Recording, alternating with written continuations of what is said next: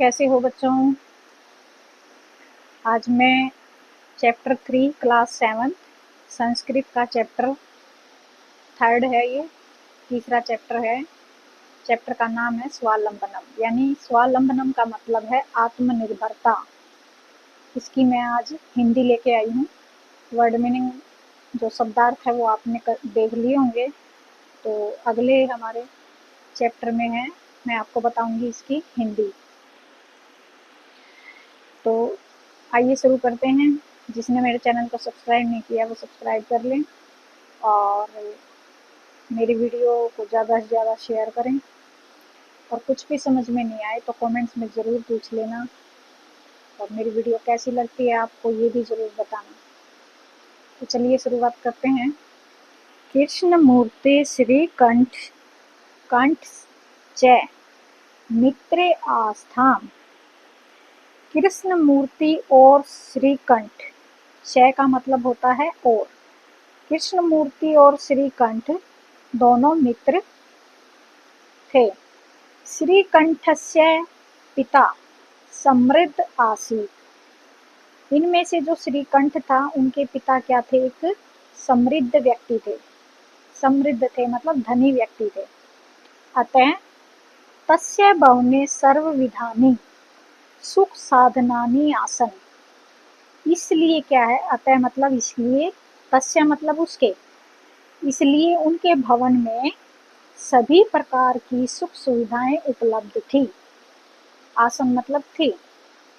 तस्मिन् विशाले भवने, उनके विशाल भवन में, भवन मतलब घर में, चत्वारिंशत् स्तंभा, स्तंभा होते हैं पिलर, खंबे। चत्वारिंशत् का मतलब है 40, 40 खंबे थे। तस्य अष्टादश प्रकोष्ठेषु, उसके 18 कमरे थे। प्रकोष्ठेषु मतलब कमरे। 50 गवाक्षा यानी 50 खिड़कियां थी। चतुश्चत्वारिंशत् द्वाराणि, और 45 यानी 44 दरवाजे थे। षट्त्रिशत् विद्युत व्यंजनानि च आसन। षट्त्रिशत् मतलब 36 यानी 36। विद्युत हो गया बिजली, व्यंजनानि का मतलब है पंखे, यानी उनके घर में 36 पंखे थे। तत्र 10 सेवका निरंतर कार्य कुर्वन्ति सम। वहां पर 10 सेवक यानी नौकर लगातार, निरंतर मतलब लगातार कार्य करते रहते थे। परम कृष्ण मूर्ति माता पिता च निर्धनो कृषक दंपत्ति। परंतु जो कृष्ण मूर्ति था उसके जो माता पिता थे वो एक गरीब व्यक्ति, गरीब कृषक दंपत्ति यानी किसान पति पत्नी थे। उसके घर में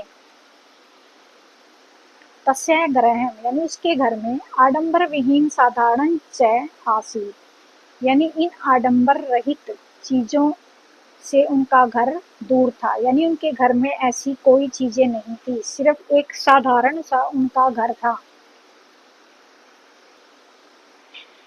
एकदा श्रीकंठ तेन सह प्रातः नववादने तस्य गृहम् अगच्छत्। एक बार श्रीकंठ उसके साथ प्रातः यानी सुबह नववादने, नववादने का मतलब है सुबह के 9 बजे उसके घर गया। किसके घर? अपने मित्र कृष्ण मूर्ति के घर गया। तत्र कृष्ण मूर्ति तस्य माता पिता च सवशक्तया श्रीकंठस्य अतिथयम् अकुर्वन्। उसके माता पिता ने अपनी पूरी शक्ति से श्रीकंठ का अतिथि सत्कार किया। सवशक्तया मतलब अतिथि सत्कार पूरी शक्ति से किया। यानी जैसे हमारे घर में कोई अगर मान लो मेहमान आ जाते तो हम क्या करते हैं कि ये सोचते हैं इनको कहाँ बिठाए, क्या खिलाएं, ऐसा कुछ करते हैं ना। तो ऐसे ही जो कृष्ण मूर्ति थे, उनके माता पिता थे, उन्होंने भी ऐसा ही किया। एतत् दृष्ट्वा श्रीकंठ अकथयत्। यह देखकर, दृष्ट्वा मतलब देखकर, श्रीकंठ ने कहा, मित्र अहम भवताम सत्कारेण संतुष्ट अस्मि। यानी मैं तुम्हारे अतिथि सत्कार से बहुत प्रसन्न हूँ या संतुष्ट हूँ। केवलम इदम एव मम दुखम यत तव ग्रह एको अपि भृत्य न अस्ति। केवल मुझे एक ही दुख है कि तुम्हारे घर में एक भी भृत्य मतलब नौकर नहीं है, न अस्ति मतलब नहीं है। मम सत्कार्याय भवताम बहु कष्ट जातम। मेरे सत्कार में तुम्हें बहुत ज्यादा कष्ट सहना पड़ता है या पड़ रहा है। मम गृहे तु बहव करमकरा सन्ति। मेरे घर में तो बहुत से नौकर हैं। करमकरा मतलब नौकर हैं। तदा कृष्णमूर्ति अवदत्। तब कृष्णमूर्ति ने कहा, मित्र ममापि अष्टो करमकरा सन्ति। मेरे मतलब मेरे मित्र मेरे पास भी 8 नौकर हैं। ते च द्वौ पादौ द्वौ हस्तौ द्वे नेत्रे द्वे नेत्रे द्वे श्रोत्रे इति।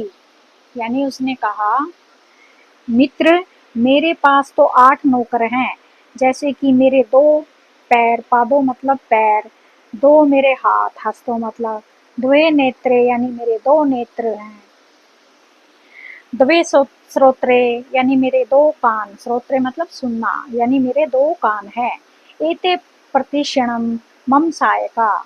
ये मेरी हर क्षण में मेरी सहायता करते रहते हैं। किंतु तव भृत्य सदैव सर्वत्र च उपस्थिता भवितुम न शक्नुवन्ति। किंतु जब तुम्हारे नौकर हमेशा तुम्हारे लिए उपस्थित नहीं हो हमेशा तुम्हारे लिए उपस्थित होने में समर्थ नहीं होते हैं। तवम तु सर्व कार्याय भृताधीन। तब तुम अपने सारे काम के लिए अपने नौकरों पर अधीन रहते हो।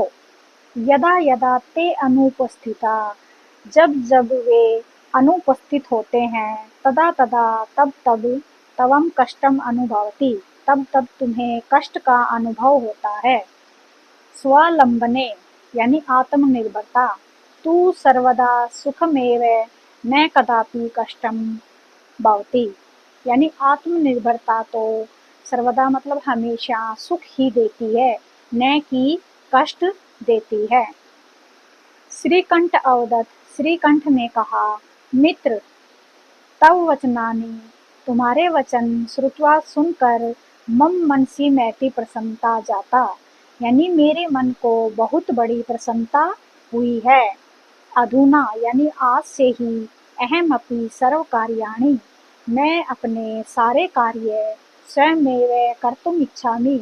यानी आज से मैं अपने सारे कार्य स्वयं किया करूँगा।